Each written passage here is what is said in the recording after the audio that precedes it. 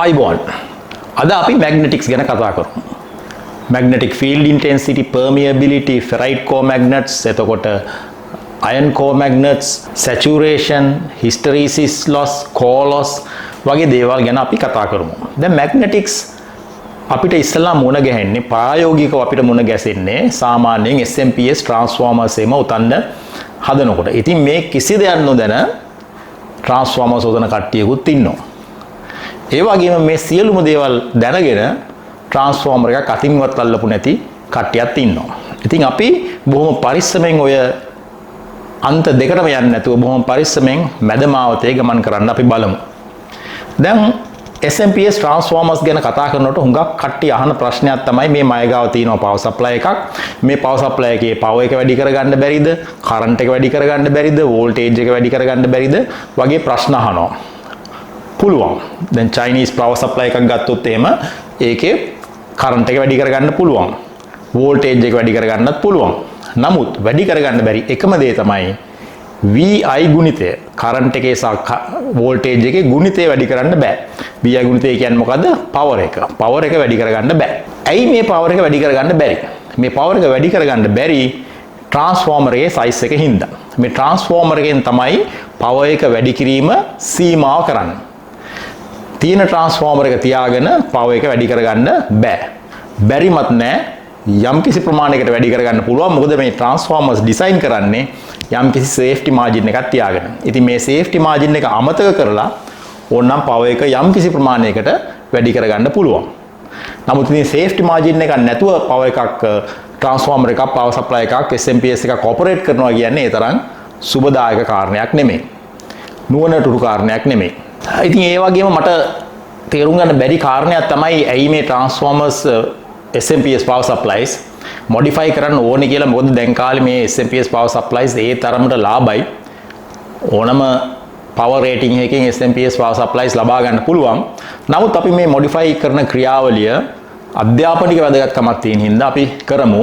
සමහර වෙලාවට මේවා ප්‍රායෝගික වැදගත්කමකුත් තියෙන්න පුළුවන්.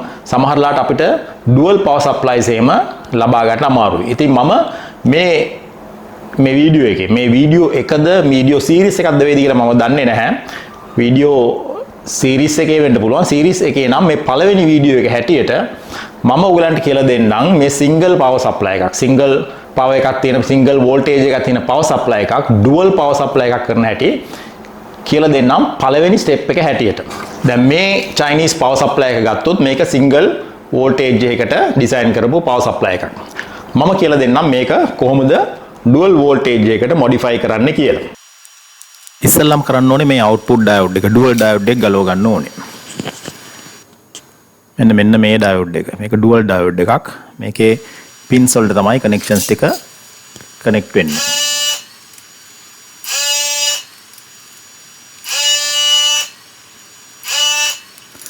මේක ගලුවට පස්සේ මේකේ ත්‍රූ හෝල්ස් ටික හොඳට සූද්ධ කරගන්න ඕනේ. මොකද ඊළඟ කනෙක්ෂන්ස් ටික එන්නේත් මෙතෙන්ටම තමයි. ඊට පස්සේ මෙන්න මේ ඉන්ඩක්ටර් එකක් ගලව ගන්න ඕනේ. මේ ඉන්ඩක්ටර් එක අපිට මෙතන වැඩක් නැහැ. අපිට අවශ්‍ය වෙන තැනක. මේ ඉන්ඩක්ටර්ස් මේ චයිනීස් පවර් සප්ලයිස් වල තියෙන්නේ ඇලුමිනියම් වයර්ස් තියෙන. ඉතින් මේවා කැඩෙනවා.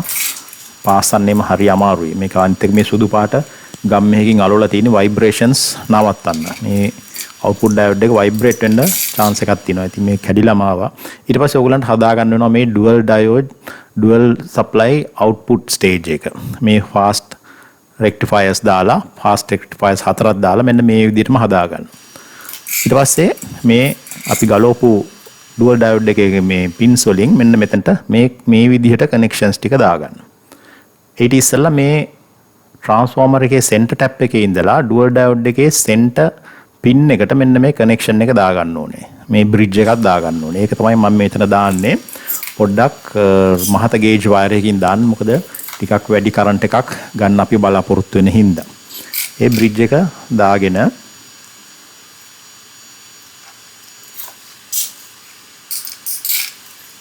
right. දැන් මේ බ්‍රිජ් එක දාගත්තා. දැන් අපි කනෙක්ෂන්ස් ටික දාගමු. ඩුවල් ඩයෝඩ් එකේ එක පින් එකක් යනවා.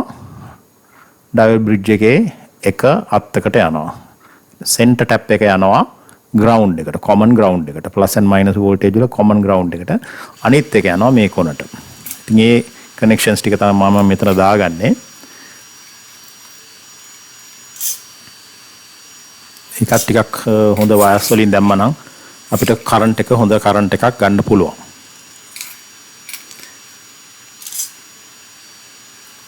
හරි. මේක කරාට පස්සේ තව එක ෆීඩ්බැක් ලයින් එකක් දෙන්න වෙනවා. මේ plus 12 volts 24 volts output එකේ ඉඳන් ආයෙසරයක් අපේ බෝඩ් එකේ 24 volts out එකට මේ ෆීඩ්බැක් ලයින් එක දෙන්න වෙනවා. ඒකෙන් තමයි voltage එක regulate කරන්නේ. ඒක දුන්නේ නැත්නම් අපිට regulation එක නැති වෙනවා. එතකොට connections අපි 4ක් දාගෙන තියෙනවා.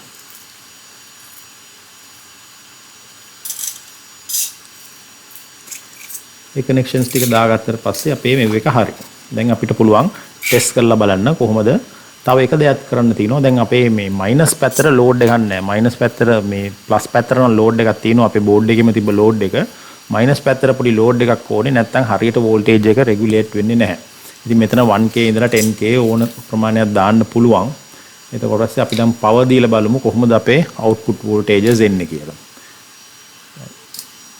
අන්න මිලි වෝල්ට් දාලා තිබ්බේ. අන්න 24 volts එනවා -24 plus 24 volts -24 volts එනවා. dual sub අපි single supply එකෙන් dual supply එකක් දැන් හදාගෙන තියෙන්නේ. අපිට ඕන voltage එකක් winding ratio අනුව කරගන්න පුළුවන්. නමුත් මේකෙත් අපිට අස්සෙලා කිව්වා වගේ power එක වැඩි කරන්න බෑ. voltage එකත් වැඩි කරගන්න පුළුවන්. ඒතකොට current එක අඩු වෙනවා. ඒකිනිද VI ගුණිතය හැම වෙලාවෙම නියතයි. මම ඉස්සෙල්ලා කිව්වා වගේ මේකේ transformer එක වෙනස් කරනකම් අපිට මේකේ power එක වැඩි කරගන්න බෑ. ඊට පස්සේ දෙවෙනි අදියර හැටියට සමහරවිට දෙවෙනි වීඩියෝ එක හැටියට මම ඔයගලන්ට කියලා දෙන්නම් සම්පූර්ණයෙන්ම මේකේ transformer එක ගලවලා මේකේ තියෙන transformer එක size එකෙන් අපිට අවශ්‍ය power එක ගන්න බැරි නම් වෙන ලොකු transformer එකක් දාලා අපිට අවශ්‍ය power එක ගන්න පුළුවන් විදියට මේ power supply එක වෙනස් කරන හැටි මම කියලා දෙන්නම්. එතකොට ඔයගොල්ලන් අහයි එතකොට ඇයි මේ transistors වෙනස් කරන්න ඕනේ නැද්ද? transformer එකෙන් විතරද මේ සියලුම දේවල් තීරණය වෙන්නේ කියලා. හුඟක් වෙලාවට එහෙමයි. මොකද අනිත් ඒවා ඔක්කොම ඕවර් ඩිසයින් කරලා තියෙන්නේ අපිට බොහොම ලේසියෙන් මේ අඩු power එකක් තියෙන transistor වෙනුවට වැඩි එකක් තියෙන transistors ඒ තැන් වලටම දාන්නත් පුළුවන්.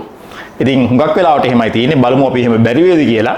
නමුත් මට සෑහෙන ෂුවර් එකක් තියෙනවා මේ transistors ඒ වගේ එතන තියෙන තැන් වලම වෙනස් කරලා transformer එක විතරක් වෙනස් කරලා අපේ power එක වැඩි කරගන්න පුළුවන් කියලා. දැන් අපිට ඕනම engineering design එකක් කරනකොට අපිට දෙආකාරයකින් ඒක කරන්න පුළුවන්.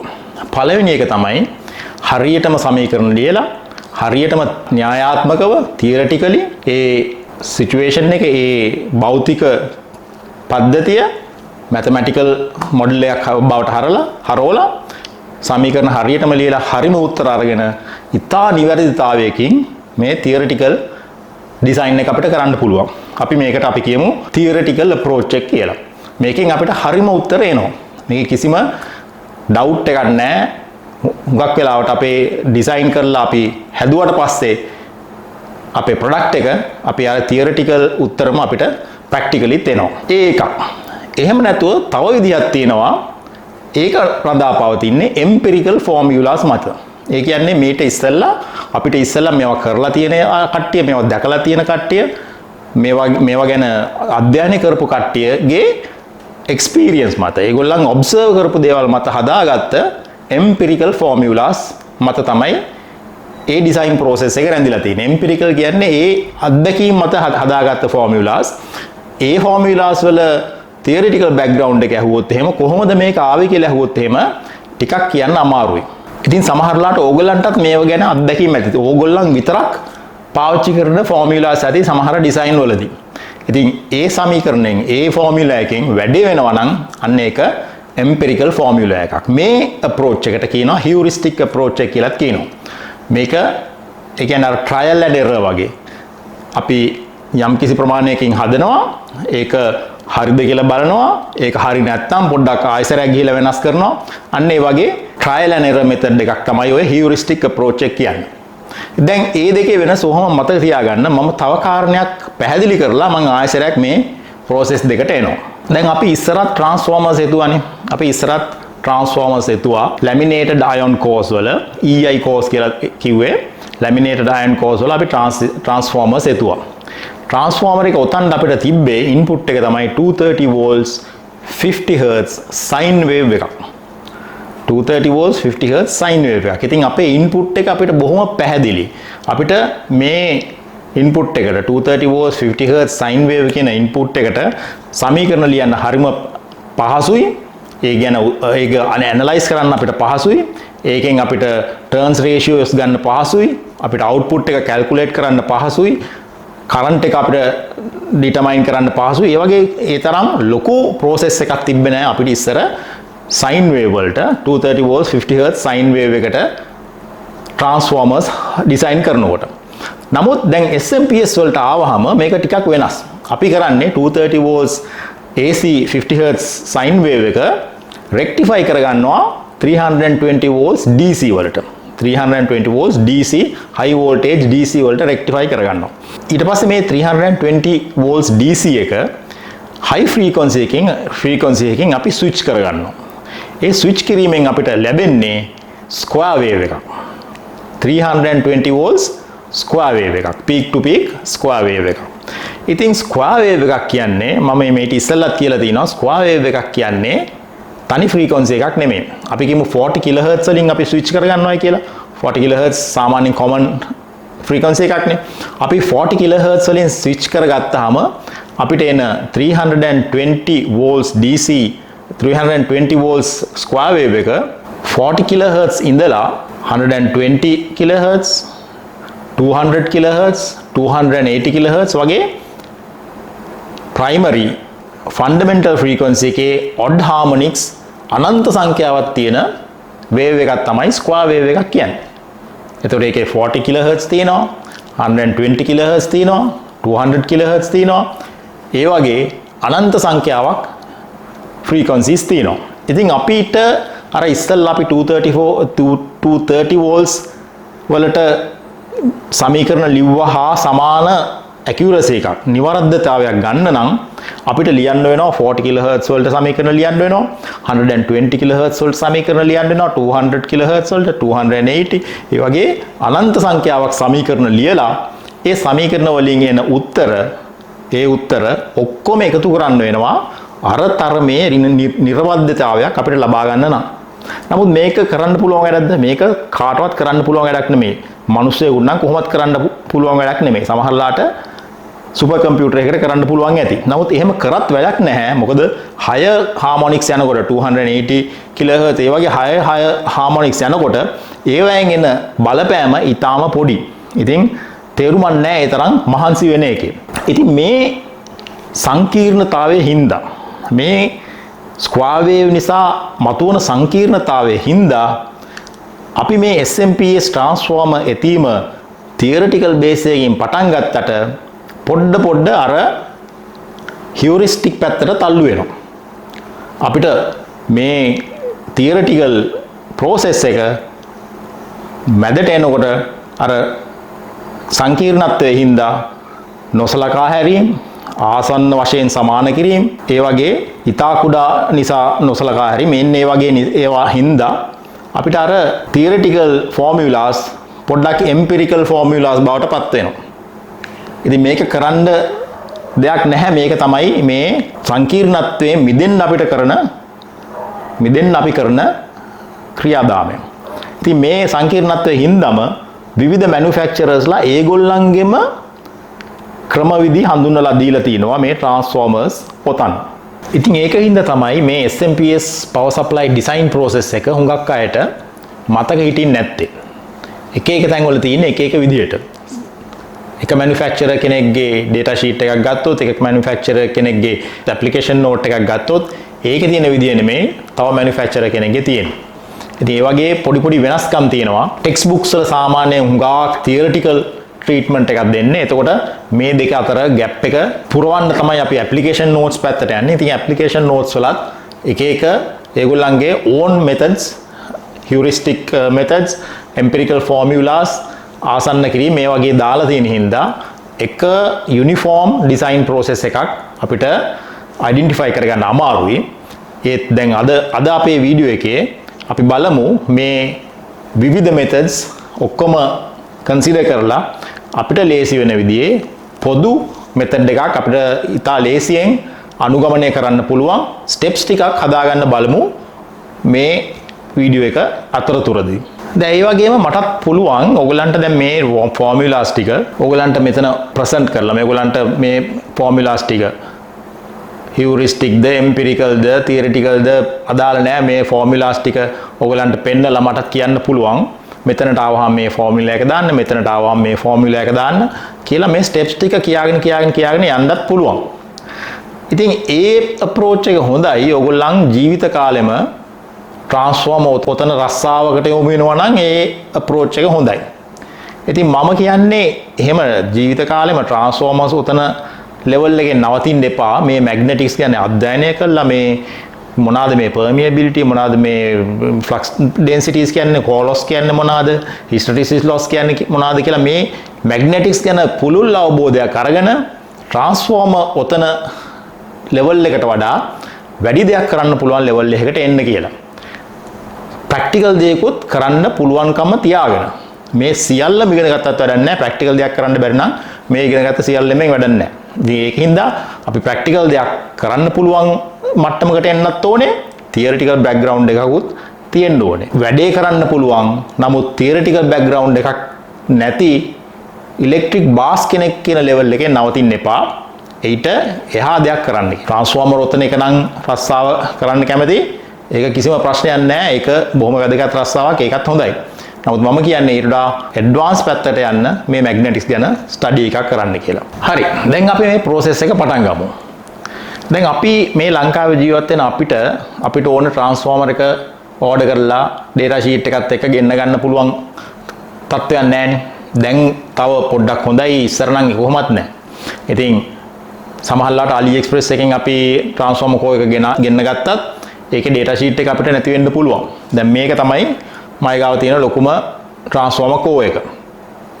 දැන් මේකේ මොනවාද material එක මොකද්ද මේකේ data මොනවාද permeability මොකද්ද කිසිම දෙයක් මම දන්නේ නැහැ. ඉතින් මම මේකෙන් නමුත් මට ඕනේ මේකෙන් උපරිම ප්‍රයෝජනය ගන්න. මට ඕනේ මේකෙන් ගන්න පුළුවන් උපරිම voltage එක එන transformer එකක් ඔතා ගන්න ඕනේ.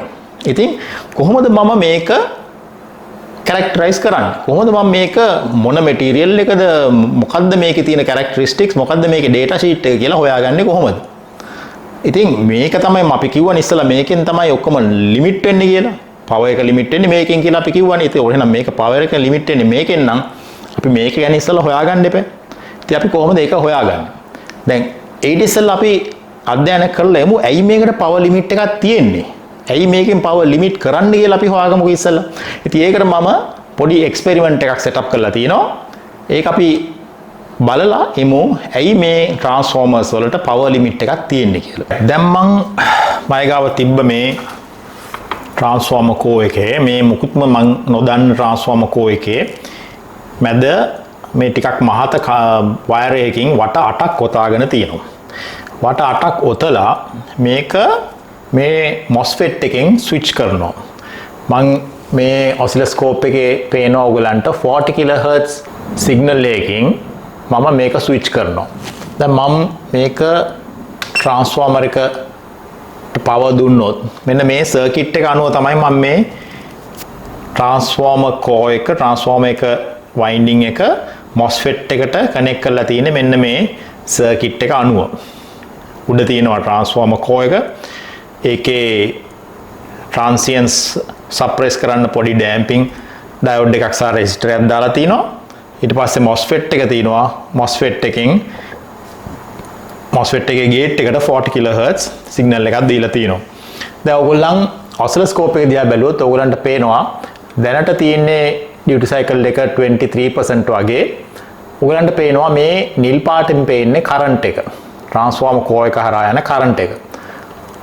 yellow trace එක channel 1 එක තියෙන්නේ gate pulse එක. දැන් මම gate pulse එකේ duty cycle එක පොඩ වැඩි කරොත් එහෙම ඔයගලන්ට පේනවා current එකත් linearly වැඩි වෙනවා. ඒ කියන්නේ සරල රේඛීය වැඩි වෙනවා. මෙහෙම එක්ස්පොනෙන්ෂියලි නෙමෙයි සරල රේඛීය වැඩි වෙනවා. තව පොඩ්ඩක් අපි වැඩි කරගෙන ගියොත් එහෙම ඔයාලන්ට පේනවා දිගින් දිගටම කරන්ට් එක වැඩි වෙනවා. මේ channel 2 එකෙන් මම කරන්ට් එක මෙෂර් කරනවා. පොඩි මේ සෙන්ස් රෙසිස්ටර් එකක් දාලා MOSFET එකේ source pin එකට. එතකොට මේ current waveform එක තමයි නිල් පාට trace එකෙන් පේන්නේ. ඉන්න මං දැන් තව චුට්ට වැඩි කරාම duty cycle එක පොඩ්ඩක් අඩු කරගමු time base එක. වැඩි වෙලා linearly වැඩි වෙගෙන ඇවිල්ලා එකපාරටම මෙන්න මේක ඔන්න වගේ unstable state එකකට යනවා. දැක්කද? එකපාරටම current එක වැඩි වෙනවා. එතකොට මට මෙතන පේනවා power supply එකෙන් ඉතා විශාල current එකක් යන්න පටන් ගන්නවා. ඉතින් ඒ state එක තමයි මේ transformer core එකේ saturation state එක. ඒ කියන්නේ ඒ current එක ඉතා විශාල වශයෙන් වැඩි වෙනවා කියන්නේ මේ transformer core එක saturate වෙලා තියෙන්නේ. ඉතින් ඒ saturation එක අපි වළක්වා ගන්න ඕනේ. මේ saturation එකක් එක්ක අපිට මේ transformer එක operate කරන්න බෑ. එතකොට අපි යම්කිසි ප්‍රමාණයක් current එකෙන් යම්කිසි ප්‍රමාණයක් තමයි අපිට දෙන්න පුළුවන් මේ saturation එක එනකන්. saturation එකෙන් පහළ තමයි අපි හැම වෙලාවෙම transformer එක operate කරන්න ඕනේ. ඉතින් මේ saturation වෙලාවේදී යන current එකට කියනවා I saturation එහෙම නැත්නම් saturation current එක කියලා කියනවා. ඉතින් මේ saturation current එකෙන් අපිට පුළුවන් transformer core එකේ limit එක limit එකක් හොයාගන්න. ඒ saturation එක තමයි transformers වල power එක limit කරන එක parameter එකක්. නමුත් එකම parameter එක නෙමෙයි. තව දෙයක් තියෙනවා transformer cores වල power එක limit කරන. ඉතින් දැන් transformer core එක saturate වුණා. ඇයි ඉතින් මොකක්ද අපිට ප්‍රශ්නේ? saturate වුණායි කියලා මොකක්ද අපේ ප්‍රශ්නේ? saturate වෙනකොට අපි ලොකු input current එකක් දෙනවනේ. අපි දැන් මෙතන පොඩි 432 milliamperes වගේ current එක පාටම 2 ampere 4 ampere 5 amperes වගේ ලොකු current එකකට වැඩි වෙනවා. එතකොට නමුත් අපිට අපේ output එක ඒ තරම් වැඩි වෙන්නේ නැහැ. ඉතින් ඒක තමයි ප්‍රශ්නේ. මේක ඇතුලේ අපි input ලොකු current එකක් දෙනවා, input ලොකු power එකක් දෙනවා. නමුත් ඒ power එක output එකෙන් එළියට එන්නේ නැහැ. එහෙනම් ඒ power එකට මොනවද වෙන්නේ? ඒ power එක මේ transformer core එක ඇතුලේ dissipate වෙලා යනවා. සමහරලාට heat එක හැටියට, සමහරලාට sound එක හැටියට. ඉතින් ඒක තමයි ප්‍රශ්නේ. අපේ transformer එක ඉතා අකාර්යක්ෂම වෙනවා මේ saturation තත්ත්වයට ළඟා වුණොත්. ඉතින් ඒකයි අපි හැම වෙලාවෙම saturation එකෙන් පල්ලෙහා transformer එක operate කරන්න වග බලා ගන්න. අපි දැන් මේ transformer core එකේ material එක හොයාගන්න එපා. material එක හොයාගන්න නැතුව අපිට කිසි දෙයක් කරන්න බෑ. මොකද අපි මේකේ ගැන මේකේ dimensions විතරයි දන්නේ. අපි දන්නේ නැහැ මේකේ permeability එක දන්නේ නැහැ. එතකොට මේකේ උපරිම wattage එක හොයාගන්න අපිට වෙන කිසිම දත්තයක් නැහැ. ඉතින් අපි ඉස්සෙල්ලාම හොයාගන්න ඕනේ මේකේ permeability එක හොයාගන්න ඕනේ. දැන් අපි මෙතන වට 8ක් ඔතාගෙන තිනවා මේ transformer core එකේ මේ wire එකෙන්. ඉතින් අපි දැන් මොකද්ද මෙතන create කරලා තියෙන්නේ? අපි මෙතන හදලා තියෙන්නේ inductor එකක්. දැන් ඉන්ඩක්ටර් එක අපිට මොකද්ද මෙෂර් කරන්න පුළුවන් පැරාමිතිය? අපිට පුළුවන් ඉන්ඩක්ටර් එක ඉන්ඩක්ටන්ස් එක මනින්න පුළුවන්. ඉතින් අපි ඉස්සෙල්ලා මැනලා බලමු ඉන්ඩක්ටන්ස් එක මැනලා බලමු මේ ඉන්ඩක්ටර් එකේ. එතකොට අපිට සමහර වෙලාවට පොටක් පෑදෙන්න පුළුවන් ඉන්ඩක්ටන්ස් එක සහ පර්මියබිලිටි එක සම්බන්ධ කරන සමීකරණයක් අපිට හොයාගන්න එනවා ඊට පස්සේ. ඒ සමීකරණයෙන් අපිට පුළුවන් පර්මියබිලිටි එක හොයාගන්න. එතකොට අපි මේ transformer එක අඳුනා ගැනීමේ මාර්ගයේ අපිට සෑහෙන දුරක් යන්න පුළුවන්. අපි ඉස්සෙල්ලාම මේ core material එකේ permeability එක හොයාගත්තොත් එහෙම. අපි දැන් බලමු මේකේ permeability එක කීයද කියලා. permeability එක නෙමෙයි inductance එක කීයද කියලා. අපිට permeability එක කෙලිම මනින්න බෑ. අපිට පුළුවන් inductance එක මනින්න. ඉතින් මේ වගේ magnetics කරනකොට අනිවාර්යයෙන්ම මේ LCR meter එකක් නම් අත්‍යවශ්‍යයි. අඩුම ගානේ මේ inductance මනින්න පුළුවන් විදිහේ simple meter එකක් හරි අත්‍යවශ්‍යයි මේ magnetics කරනකොට. ඉතින් අපි දැන් මේකේ inductance එක මැන්නහම 100 kHz වල මැන්නහම මේකේ එනවා 243 microhenry.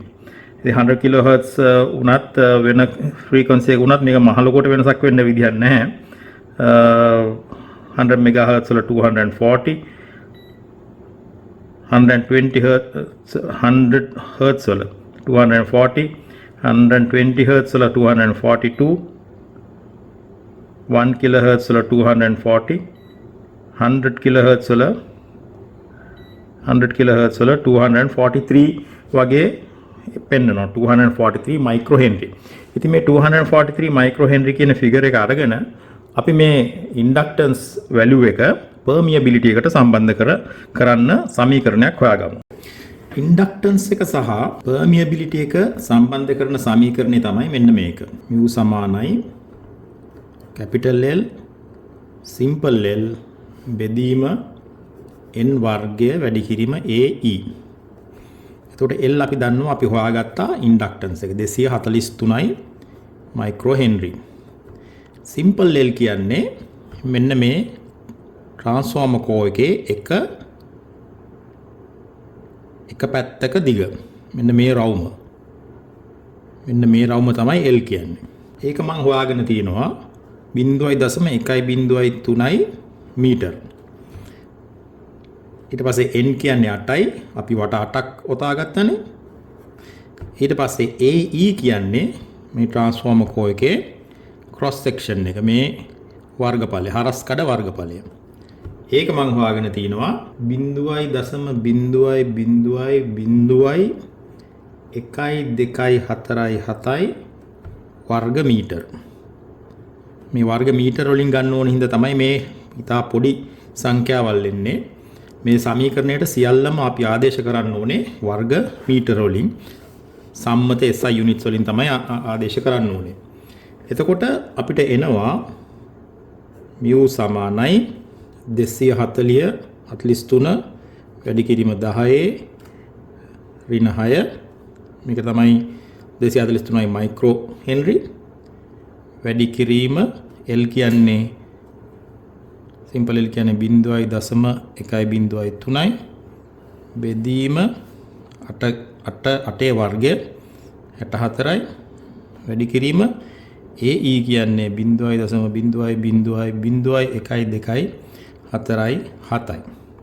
ඉතින් මේක අපි සුළු කරලා ගත්තාම අපිට එනවා mu සමානයි 0.0.03යි 0.9යි 7යි 4යි 3යි 3යි 8.